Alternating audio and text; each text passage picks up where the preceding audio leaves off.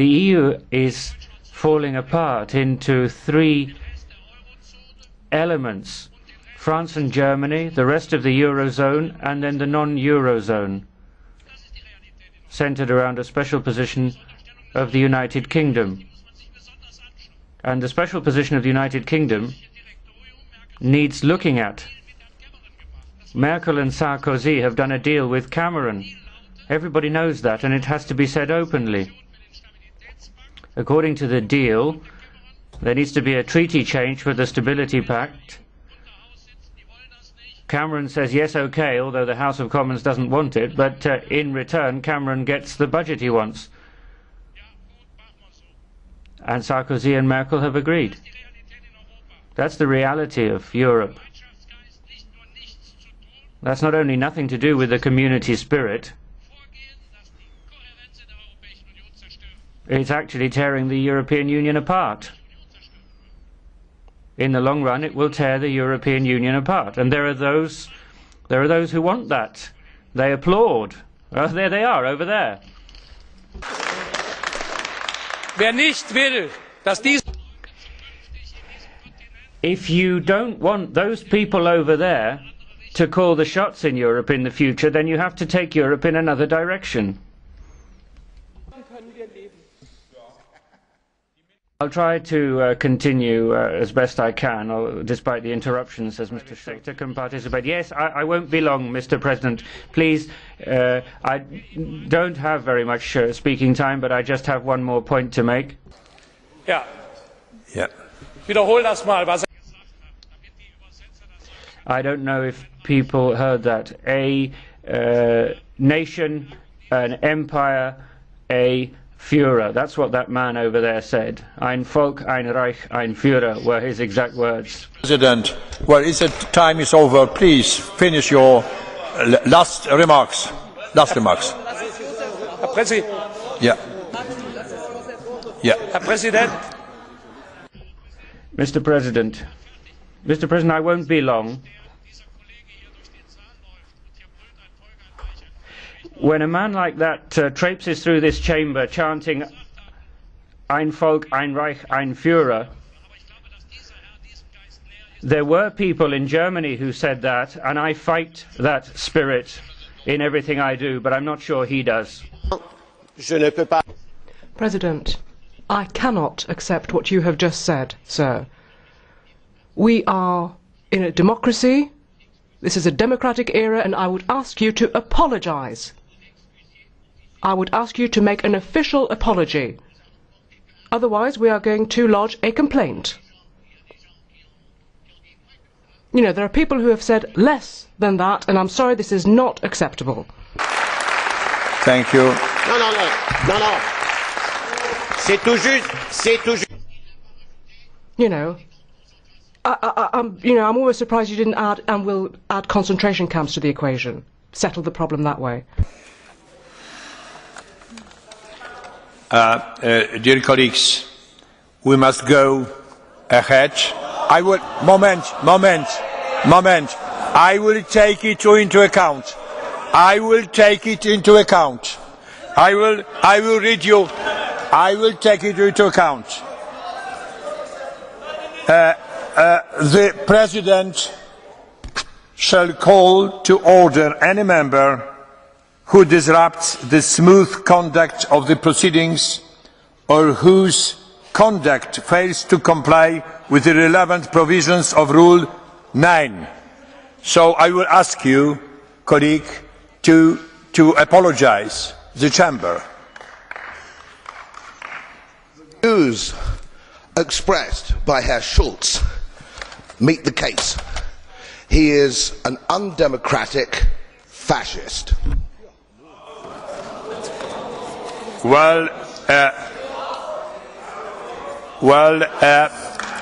Colleagues, we expected something quite different because we wouldn't like our discussion to be disturbed in such a way. So I will call you, colleague, to the meeting with me, and we must take decision for the next steps. Thank you. Sorry. Sorry? So it is impossible to keep our discussion in such an atmosphere. Well, is it possible? Yeah. Colleague, as you see, the chamber is protesting very deeply against your behaviour. And can I give you? It is article number 152, point number 3. I will read it. I will read it in my mother tongue. W przypadku zakłócania porządku lub kolejnego naruszenia. In the case of business being disrupted by a member, the member can be deprived of the floor and removed from the chamber. Should the disturbance continue, if a further offence is committed, the offender may be denied the right to speak and be excluded from the chamber. The Secretary-General shall without delay see to it that disciplinary measures are carried out with the assistance of the ushers and, if necessary, of Parliament's security service. As you know, most of the members in the chamber cannot accept your behaviour. I would therefore ask you to leave the chamber at this point.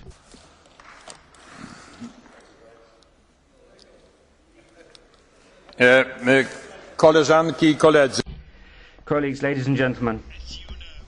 You can discuss and you can express your opinion, but not to disturb each other.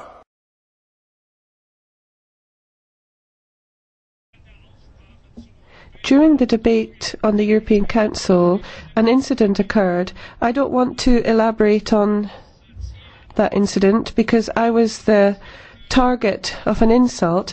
Now, there are various levels on which I can't be insulted and which I don't feel as an insult, because you really have to actually have a certain degree of passion to your insult for it to actually affect me. But I would like to express my thanks for the innumerable signs of solidarity that I have received. I'd like to thank colleagues from all political groups. That is a sign of our shared democratic and European values, because the vast majority of members of this House share them, and thank you very much for that.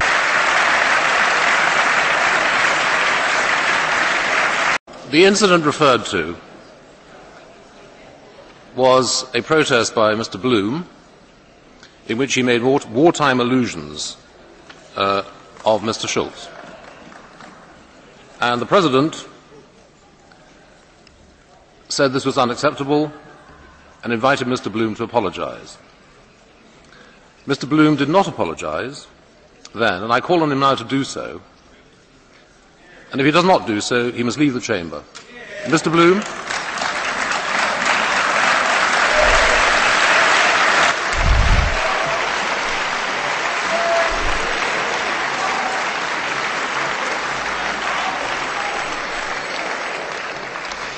Yet again, there is one rule for Herr Schulz and one rule for everybody else. This is a disgrace. I have been re-elected to vote in this chamber by the people of Yorkshire, your own constituency I might add, with a democratic mandate which you do not enjoy, Mr. President, yourself, because you switched parties and they voted for the Conservatives. I have no intention of apologising. I have no intention of leaving this chamber. You must have me escorted out, sir.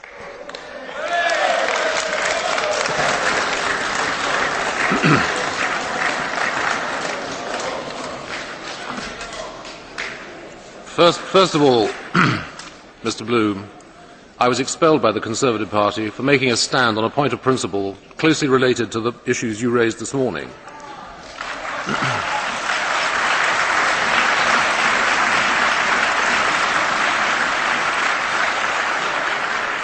Secondly, you have not apologised for language which is wholly inappropriate to the European Parliament, and I ask you to leave.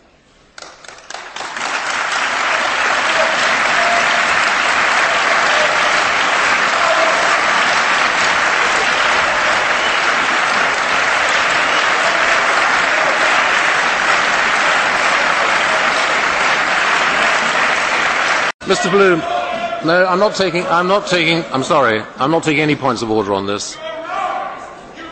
No. If I have a proposal to make. I can ask the security services to remove Mr. Bloom, but I intend to put it to the vote. Is it the wish of the House that Mr. Bloom should leave? Those in favour, please raise your hands.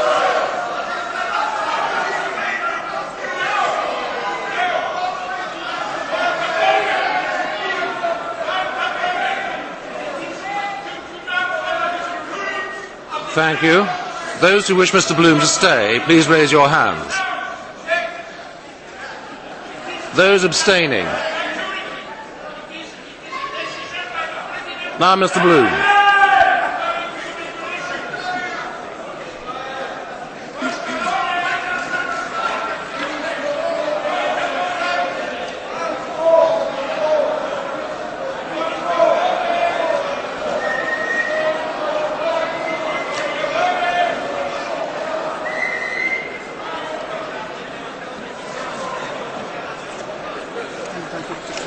I will accept one statement from Mr. Farage, the group leader of this group.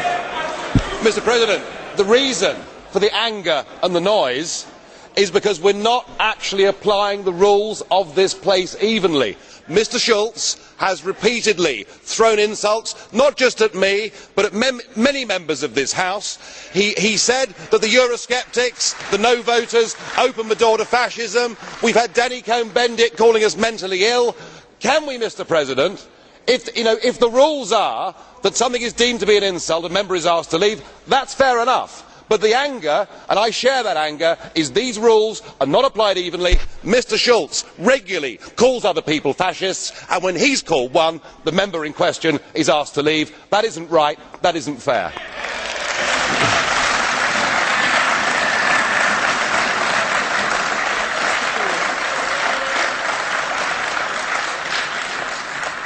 Mr. Farage, I don't want to prolong this, but can I just make the observation that this is incorrect. What Mr. Bloom said in two interventions, one from the floor and one from his place, both were heard by many people, and both were unacceptable in parliamentary terms. The House wants Mr. Bloom to leave. That's its expression. If he does not do so, people will infer from that his attitude towards the democratic process. Mr. Bloom, I'm going to invoke Rule 152.